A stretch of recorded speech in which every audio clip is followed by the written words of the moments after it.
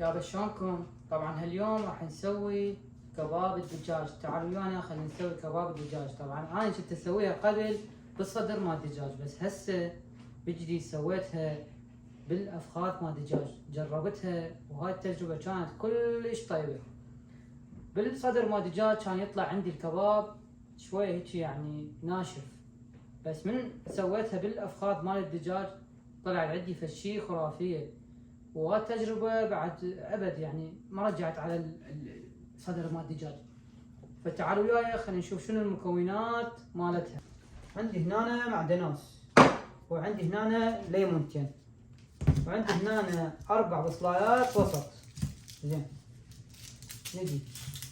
نجي أول شي نسوي الخلطة قبل الدجاج.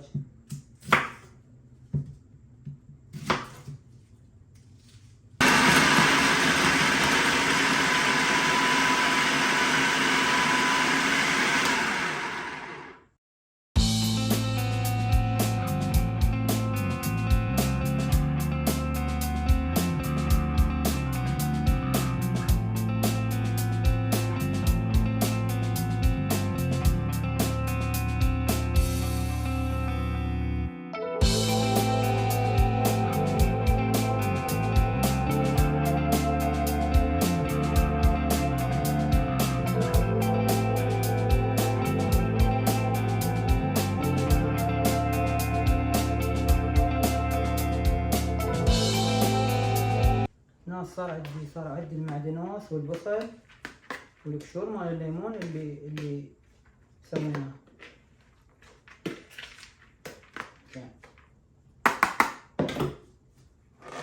نجي هنا نسوي له رشه ملح، يعني تقريبا نص ملعقه مال اكل.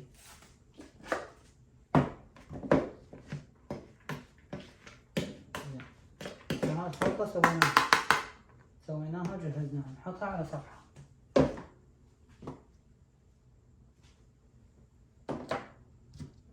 عندي هنا الدجاج، هسه راح اسحب من عند الجلد، راح اسحب من عند العظم.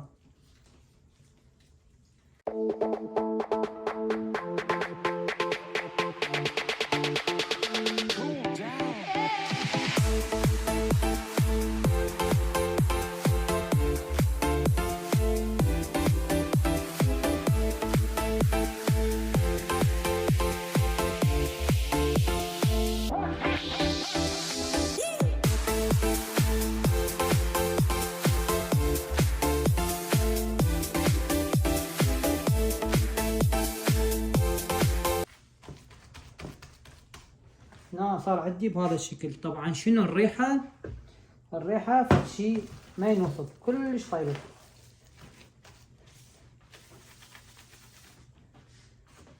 هذا راح اعوفه شوية بالمجمدة، شوية يكمش نفسه تقريبا ربع ساعة، وارجع اشيشه.